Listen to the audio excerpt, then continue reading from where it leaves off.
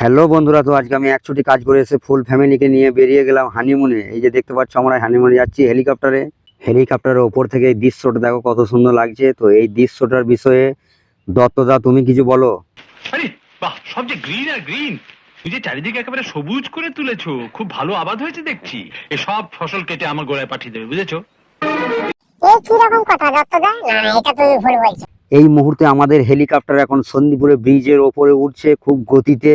তো পরবর্তী সিন নিয়ে চলে এলাম তোমাদের কাছে তিল্লাং এর ওভারব্রিজ, মানে তিল্লাং মোড়। এই যে দেখতে পাচ্ছ তিল্লাং এর বাইপাসে চলে এসেছি আমরা। এ তো ঘুমুচ্ছিস কেন? উঠবে, ভিডিওটা কর। এই উঠবে।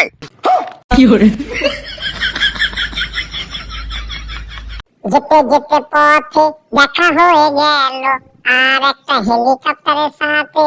তো তোমরা দেখতে পেলে রোডের সাইডে একটা হেলিকপ্টার দাঁড় করানো আছে। তো পরবর্তী সিন নিয়ে চলে এলাম মিলিটারি ক্যাম্পে, 3 নম্বর গেট এটা। এরপরে ঢুকবো কোটার মোড়। তারপর চলে এলাম এই যে কোটার মোড়, দেখতে পাচ্ছ ওভারব্রিজটা দেখতে পাওয়া যাচ্ছে। তারপরে চলে এলাম কোটার রাস্তায়, কারণ কোটার রাস্তাটা এতটা সুন্দর বাগিয়েছে, দেখে খুব ভালো লাগলো। আগে মানুষ এই রাস্তাটা হেঁটে পেরোতে ভয় করতো, এতটাই খারাপ ছিল রাস্তাটা। যারা বাগিয়েছে তাদেরকে অসংখ্য ধন্যবাদ আমার তরফ থেকে। যাক, আমারও সুবিধা হলো শ্বশুরবাড়ি যাওয়া আসা। তারপরে চলে এলাম কোটার রেলগেট, দেখতে পাচ্ছ রেলগেটটা খোলা আছে, কারণ আমি ফোন করে বলে দিয়েছিলাম যে আমি আসছি, গেটটা খোলা রাখবে। তুই এক এক সময় এমন কথা বলি না, তুই একবারে হরিপদ হোসেন বেতলের খুলে রেখে দিলি গেটটা।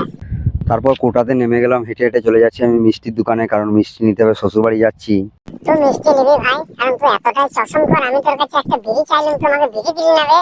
চল দেখছি কেমন মিষ্টি নিস, দোকানে দেখা যাবে। হ্যাঁ রে ভাই, সত্যি মিষ্টি নেবো, তোকে মিছে করে বলছি, আয় আমার সাথে দেখ। তো ফাইনালি চলে এলাম আমি মিষ্টি দোকানে, নাম করা মিষ্টি দোকান এটা। না, সাদা মিষ্টি নিবে মনে হচ্ছে। দোকানিকে বলার মাত্রই দোকানি আমাকে মিষ্টি দিতে আরম্ভ করে দিল, কারণ দোকানি আমার জ্যাঠামশাই হয়। তো ফাইনালি মিষ্টি ভরা কমপ্লিট, এখন পার্সেল হচ্ছে শুধুমাত্র আমার জন্য। তুই এমন করছিস মনে হচ্ছে আর কারোর জন্য পার্সেল করে না, তোর একার জন্য করছে। মিষ্টি পার্সেল হয়ে যাওয়ার পর দোকানি দিয়ে দিল আমাকে মিষ্টি। তারপরে দোকান থেকে বেরিয়ে চলে যাচ্ছি আমি এখন আমার সেই হেলিকপ্টারের কাছে। এই যে হেলিকপ্টারটা দাঁড়িয়ে আছে। তারপরে শ্বশুর গ্রামে পা না দিতে করতেই চলে এলো কয়েক হাজার ফ্যান ফলোয়ার আমার জন্য। Hi hello. তাই নাকি?